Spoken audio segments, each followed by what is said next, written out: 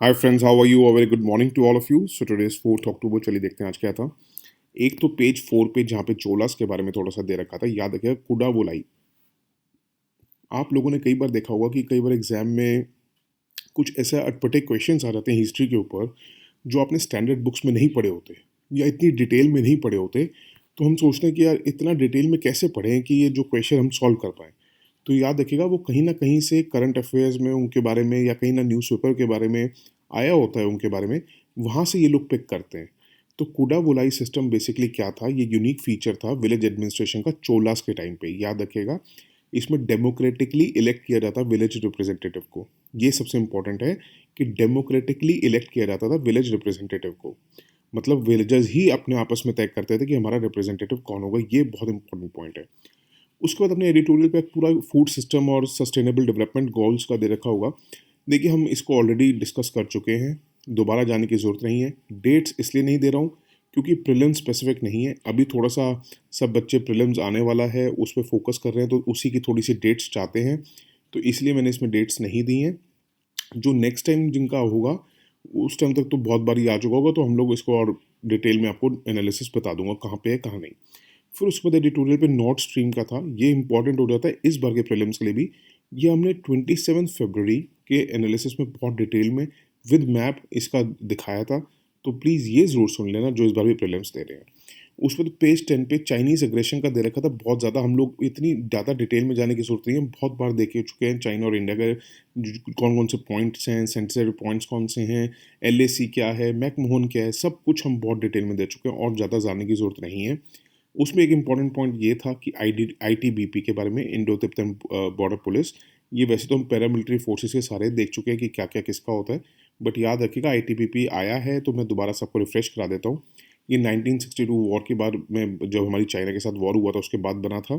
ठीक है, ये प्राइमरीली गार्ड करते हैं हमारी जो 3488 किलोमीटर की लंबी एलएसी बॉर्डर है, और ये अंडर है मिनिस्ट्री ऑफ होम अफेयर्स, ये याद रखिएगा। जितनी भी ऑपरेशनल रिक्वायरमेंट्स हैं ना आईटीबीपी की, they are decided by the army. ये अगर 3-4 पॉइंट्स में पूछा जाता है तो इम्पॉर्टेंट है। मगर अपना भी इनका एक इंडिपेंडेंट चैनल ऑफ कमांड है, चेन ऑफ कमांड है, और ये रिपोर्ट करते हैं एमएचए को, मिनिस्ट्री ऑफ होम अफेयर्स को, ये याद रखिएगा।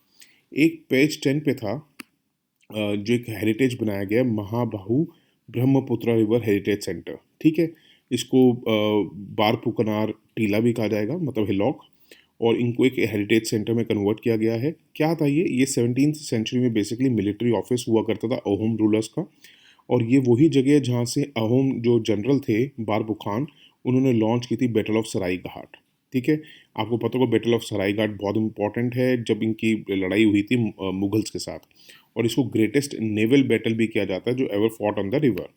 ठीक है, ये हमने डिटेल में बैटल ऑफ सरायघाट बहुत इंपॉर्टेंट है, हमने 22 मार्च के एनालिसिस में बहुत डिटेल में इसका देखा था। डिटेल मीन्स एक ही पैरा है, 4-5 लाइंस हैं, जो इंपॉर्टेंट है प्रीलिम्स एग्जाम के लिए या मेंस में आपको पता होना चाहिए कि है क्या ये। उतना ही करने की जरूरत है, उससे ज़्यादा करने की जरूरत नहीं है। पेज 11 पे पंडोरा पेपर्स के बारे में दे रखा था। देखिए अब इसकी डिटेल में जाने की जरूरत नहीं है कि कौन से पॉलिटिशियन ने, किस बिजनेसमैन ने वहाँ पे पैसे डाल रखे हैं ऑफशोर टैक्स हेवन्स में, उनके नाम लीक हो रहे हैं। अभी उसमें जाने की जरूरत नहीं है, आपके पेपर के लिए इंपॉर्टेंट नहीं है। ठीक है, लास्ट में जो भी बच्चा इस एग्ज़ाम को देने जा रहा है, अपने एक्सपीरियंस हम लोग अपनी टीम के एक्सपीरियंस से बता सकते हैं। बहुत अटेम्प्ट्स दिए हम लोगों ने। सबसे all the best to all of you. एक तो याद रखिएगा, it this is not the end of life. मरने वाली बात नहीं है, ये नहीं है कि आईएएस नहीं तो कुछ भी नहीं। हाँ, मैं ये ज़रूर समझता हूँ लोगों के लिए बहुत आसान होता है कहना कि ये नहीं तो कुछ भी नहीं, क्योंकि जो हमारे सेंटिमेंट्स होते हैं ना, जो हमारे को एक जज़्बा होता है क्लियर करने का, एक आईएएस बनने का, वो कोई नहीं छीन सकता। और दूसरे लोग आराम से कह देते हैं this not the end of life, ये नहीं तो कुछ और कर लेना, प्लान बी बना लेना। बट कई बच्चों के लिए मैं समझता हूँ कि ये एक इमोशन होता है, तो उसके साथ अगर कुछ छेड़छाड़ होती है तो दिक्कत होती है, ये मैं सब समझता हूँ। बट मेरी आपसे एक यही रिक्वेस्ट है कि देखिए जब आप एग्ज़ाम देने बैठे ना, तो उस टाइम अपने आप को लूज़ आउट मत करना। ठीक है, उस टाइम अगर आप कंफ्यूज हो गए, उस टाइम अपने अपना कहते हैं ना एक मेंटल इम्बैलेंस हो गए, तब आपको क्या होगा कि पेपर अगर आता भी होगा ना तब भी नहीं कर पाएंगे। तो गो विद द कॉन्फिडेंस। एक बात और ध्यान रखिएगा कि अगर आपको लगता है कि एग्ज़ाम टफ है, पहले तो अपने दिल से पूछेगा कि आपने तैयारी अच्छी तरह करी है या मजाक मजाक में गए। If you have prepared well, और अगर आपको लगता है एग्ज़ाम टफ है, पेपर 1 की बात कर रहा हूँ प्रीलिम्स की, तो एक बात इसमें ये याद रखना कि ये पेपर की कट ऑफ नहीं होती कुछ भी, मतलब मिनिमम मार्क्स नहीं है।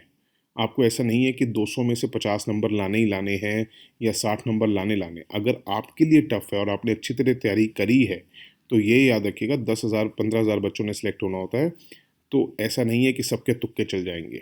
तो अगर आपके लिए टफ है and if you have studied well तो वो सबके लिए ही टफ है, ये याद रखना। तो इसलिए कई बार एग्ज़ाम देख के आदमी 2-4 शुरू के क्वेश्चंस देख के अगर नहीं होते सॉल्व तो घबरा जाता है और आगे वाले क्वेश्चंस नहीं कर पाता। तो ये याद रखेगा कि अगर आपसे नहीं हो रहा तो वो किसी से नहीं होगा। वो छोड़ दो, वो जो 10-15% होते हैं जिनके तुक्के चल जाते हैं और वो रिस्क ले लेते हैं, उनको छोड़ दो। मैं बाकी के 90% लोगों की बात कर रहा हूँ जो सिर्फ मेहनत से उन्हीं क्वेश्चंस को करते हैं, जिनको जो आते हैं उनको रिस्क बहुत कम लेते हैं। तो उन्हीं से मेरा यही कहना है कि अगर नहीं आता है तो ये सोचना वो किसी को भी नहीं आता होगा। तो रिस्क उतना ही लेना, कैलकुलेटेड रिस्क लेना, ज़रूर लेना। अगर आपको कन्फ्यूजन ज़्यादा में नहीं है तो कैलकुलेटेड रिस्क लेना, प्रोबेबिलिटी देखना, और ज़रूर ये याद रखना कि अपना आपको मेंटल इम्बैलेंस नहीं करना है, कॉन्फिडेंस के साथ पेपर देना है। सब अच्छा करेंगे भगवान। ठीक है, that's it for today. Thank you so much for listening. Have a good day. Bye. Take care. God bless you all.